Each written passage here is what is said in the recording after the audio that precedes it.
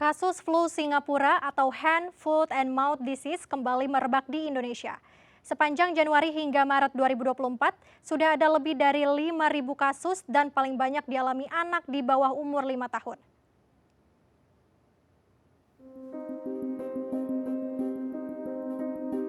Berdasarkan keterangan Kementerian Kesehatan, sampai dengan Maret 2024, sudah ada 5.461 kasus flu Singapura. Beberapa kasus diantaranya terjadi di Banten, sebanyak 738 kasus, dan Depok 45 suspek dengan 10 pasien dirawat di rumah sakit. Penyakit ini mudah menular dan sering menyerang anak-anak. Kepala Biro Komunikasi Kementerian Kesehatan Republik Indonesia Siti Nadia Tarmizi menyebut, virus ini memang kerap muncul saat musim pancaroba tiba di mana imunitas seseorang sedang menurun. Nadia menjelaskan flu Singapura disebabkan oleh virus enterovirus. Ciri utama biasanya timbul lesi atau ruam kemerahan pada mulut, telapak tangan, dan telapak kaki.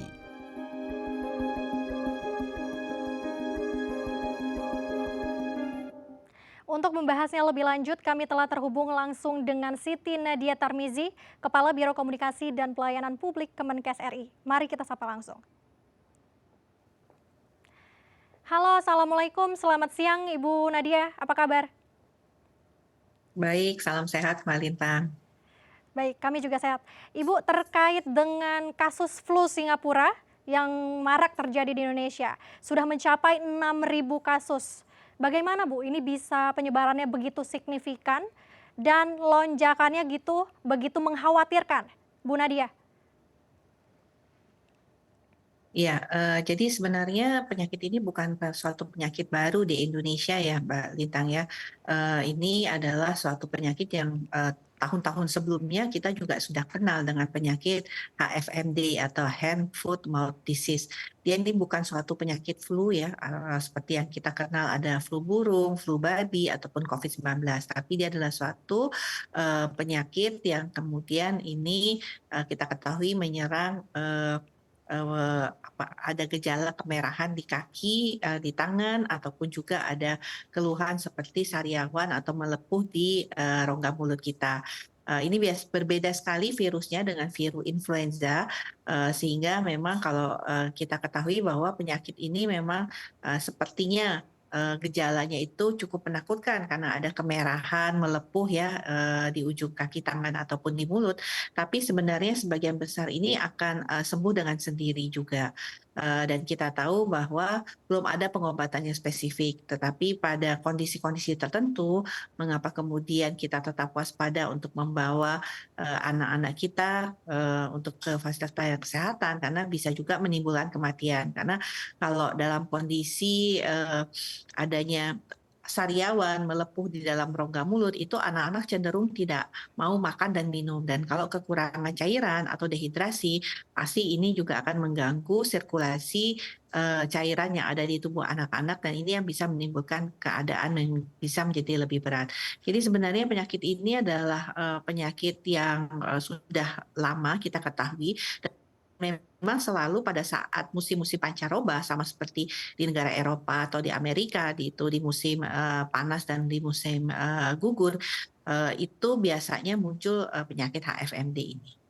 Baik, baik Bu Nadia. Lalu gejalanya apa yang ditimbulkan sehingga mungkin penyakit ini lebih condong ditularkan kepada anak-anak, Ibu Nadia? Ya, jadi memang kalau kita lihat penyakit ini lebih banyak menyerang anak-anak usia di bawah 10 tahun ya.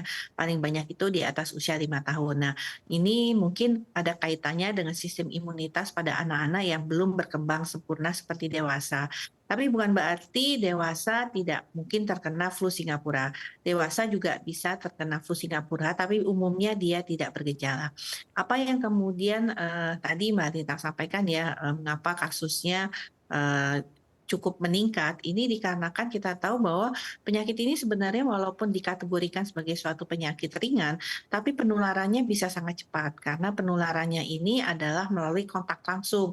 Misalnya kita terhirup percikan dahak, percikan air liur, ataupun juga produk-produk atau menyentuh ya seperti misalnya kotoran manusia yang terinfeksi, itu bisa menimbulkan penularan. Nah, di sisi lain adalah pada permukaan-permukaan benda atau alat yang sudah terkontaminasi Hmm. eh, penyakit ini bisa menularkan. Nah, kita tahu ya, Mbak Lintang, anak-anak kan biasanya kalau habis pegang sesuatu itu kan suka memasukkan tangan ke mulutnya ya, atau memegang hidungnya atau area-area di sekitar wajahnya. Nah, makanya kemudian kalau kita lihat gejalanya itu adalah muncul kemerah-merahan baik di tangan, di kaki, dan juga di mulut. Nah, ini merupakan gejala yang artinya menjadi tanda-tanda daripada flu Singapura ini. Pertama, adanya demam. Kedua, ruam kemerahan atau melepuh di ujung kaki tangan, atau kemudian ada seperti sariawan ataupun seperti melepuh ya di dalam rongga mulut. Kemudian gejala lain bisa disertai diare dan sebagainya.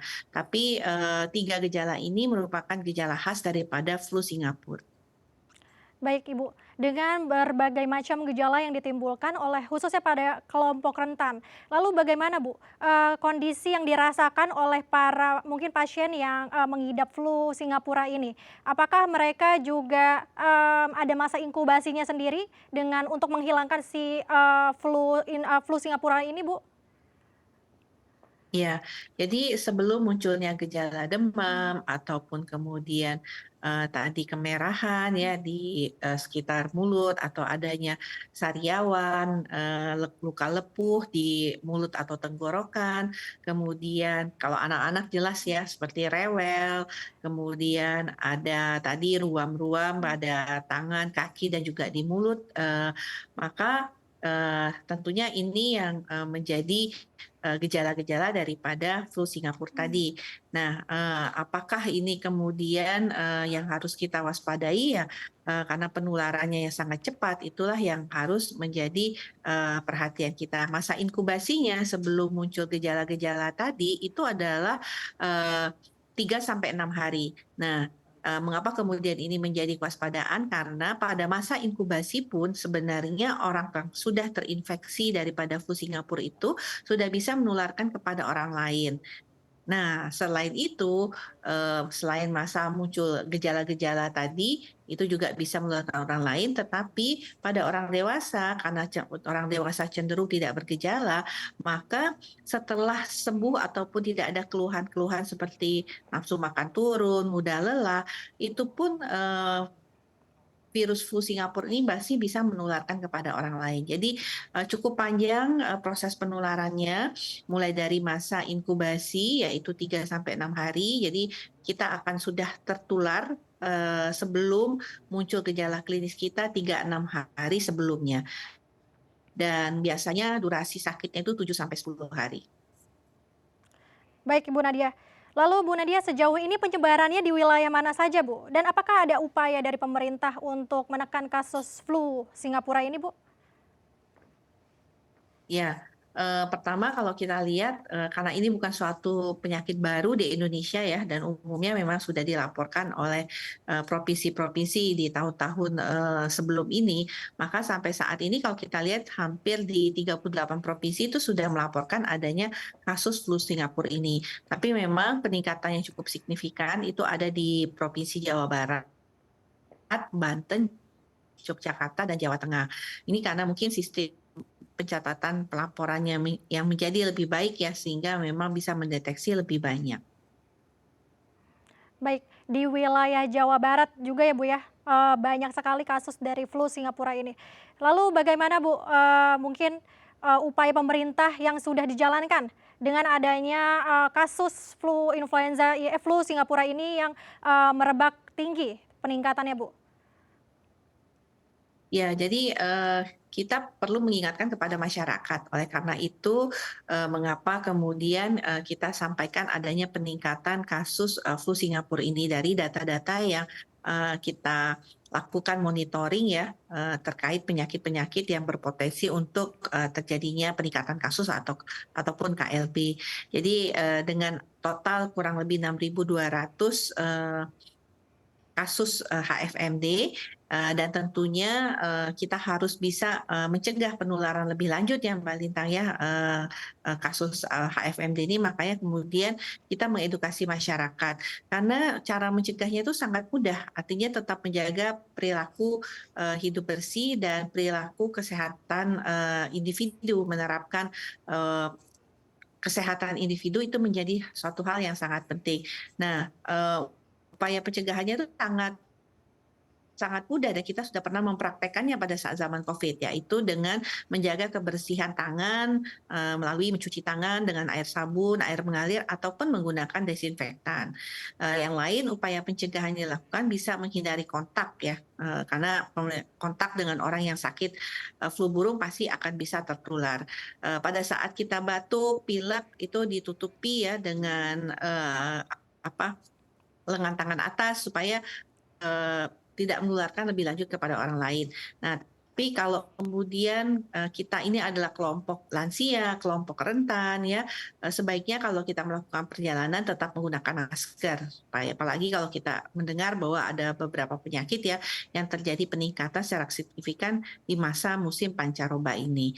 Yang lain tentunya karena tadi juga berkaitan dengan penularan melalui permukaan, maka membersihkan alat-alat bermain ataupun kemudian kalau kita bermain di taman bermain ya sebuah mall begitu, itu pastikan memang peralatan permainannya itu sudah pernah didesinfektan, kemudian juga dipastikan sudah bersih juga hingga anak kita aman dari penularan flu Singapura tadi.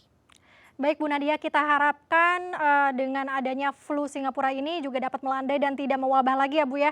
Dan juga diharapkan imbauan bagi para masyarakat yang mungkin akan melakukan mudik juga untuk mencegah dengan adanya penularan dari flu Singapura ini. Terima kasih banyak Ibu Siti Nadia Tarmizi telah berbagi bersama kami di Halo Indonesia Ibu.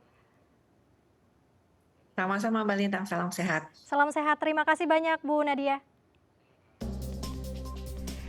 Baik pemirsa, pemuda di Medan, Sumatera Utara membagikan makanan berbuka bagi masyarakat prasejahtera. Informasinya selengkapnya usai jeda, tetap di Halo Indonesia.